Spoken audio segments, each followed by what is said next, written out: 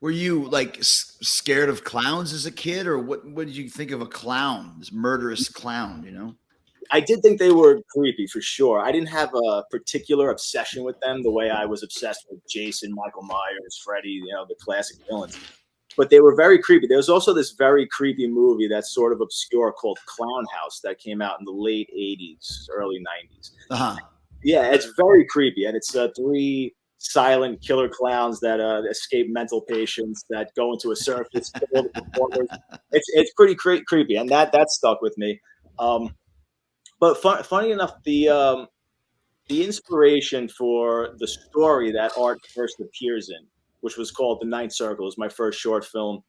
It was sort of I'm a huge Twilight Zone fan. The original, obviously, is like my top 3 favorite shows of all time. And there's this creepy episode called Mirror Image, where this woman's alone in a bus station in the middle of the night, and her doppelganger is messing with her throughout the entire episode. Very creepy. Obviously, I didn't use anything with the doppelganger, but the atmosphere of the woman being alone in that environment, I loved, and I wanted to do something with that. And coincidentally, at the same time, my mother was commuting to work, and she would have to walk to the bus and take a train. And these 2 days in a row, this guy started following her, and she was getting really creeped out. Wow. Yeah, and I didn't think about this till recently because I was trying to figure out, where did that stem from, that story and that setting? And this was really what it was. And I remember her telling me like details like, oh, I put my keys in between my fingers. I'm like ready to eyes out if something happens, God forbid. Nothing happened, thank God. But then that really set up the story for my first short film. I wanted this guy, terrorizing this woman alone on a bus. And then it was just, well, what is this guy? I like characters. I like fantastic creatures or, iconic looking killers, things like that. So that's when I decided to turn him into a clown, and that evolved into art. So when you filmed art, obviously Terrifier, I mean, one of the and I haven't seen Terrifier 2, even though I was in it for a couple cool scenes, but Terrifier 1, what I really loved about it is, okay, and you can tell us just how low if you want to, obviously maybe a low budget movie, but it didn't look low budget. It just looked gritty and dirty and grimy, which fit the vibe of the movie. Like you said, when Catherine, gets cut up in that place, it's an abandoned building and it looks like it and it feels like it. So even though, it's like Metallica spent a lot of money to sound really bad on Saint Anger.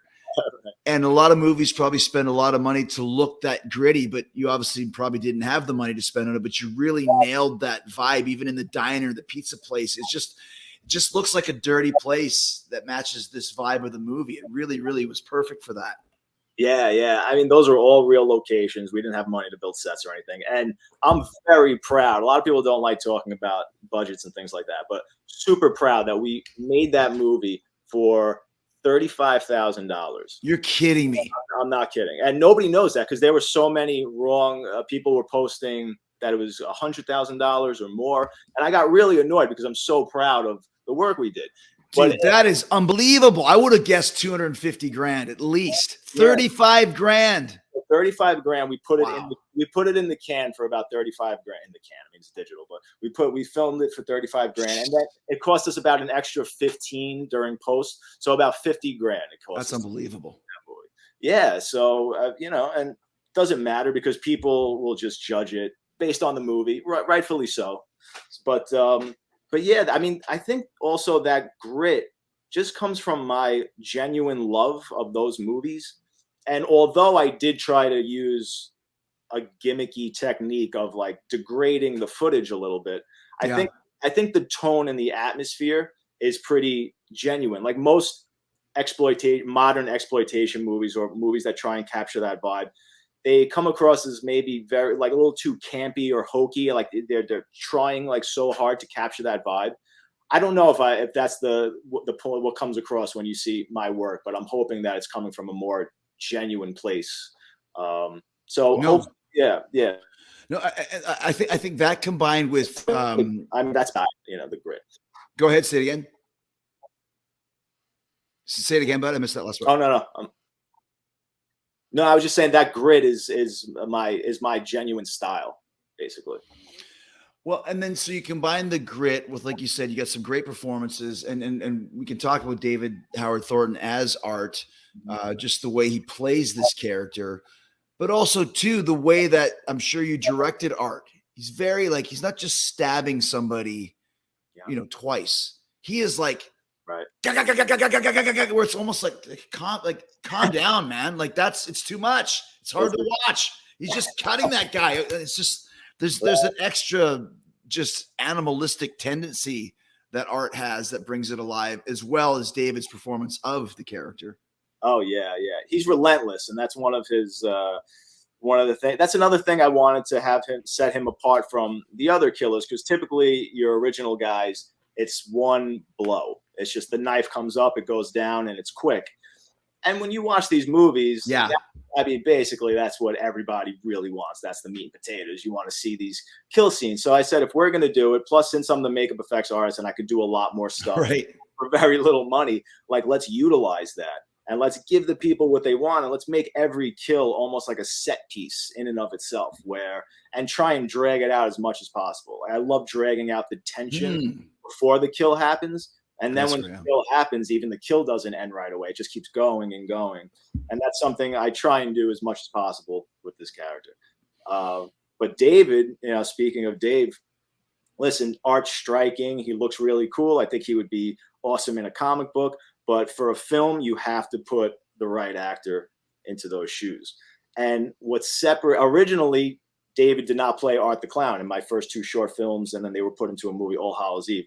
It was my buddy Mike Gianelli, who did a great job, but his version was a lot more stoic or straight, however you want it. He wasn't that theatrical clown. And when Dave took over the role, Dave's a real actor, and he's a theater actor. Yeah. He's very animated, and he loves cartoons. He's basically a walking, breathing Roger Rabbit. In real life, if you meet Dave, he's Bugs Bunny. Yeah, so he started injecting that into the character, especially in the pizzeria scene. And I saw him first do the way he walked away from the table after he gives Tara the ring. I saw him do this very animated, quirky walk. And I said, you know what? I said, this character should be a lot more of a clown. I think that would add to another layer to him, because I liked him being just very scary, very straight. But I said, if we add some of that, it'll add another layer to his character, but we'll make sure we don't go overboard with that. I always pull back and I try and walk a fine line. There's times where I tell Dave, all right, I don't want you to do any of that. Right. Bring it back to just being straight, sadistic, serious. So that's the fun. It's like, well, I write the script, I'll write, the gimmicks, the jokes, the dark humor, all that kind of stuff. We'll film it my way. There's even, I always know what looks I want him to give and stuff for like the first 2 or 3 takes. And then I let Dave just go off for the next 3 takes or whatever and have a blast. And that a lot of that great stuff comes out of there, like him making all the faces in the pizzeria. I just sat back, rolled the camera and said, all right, Dave, go crazy.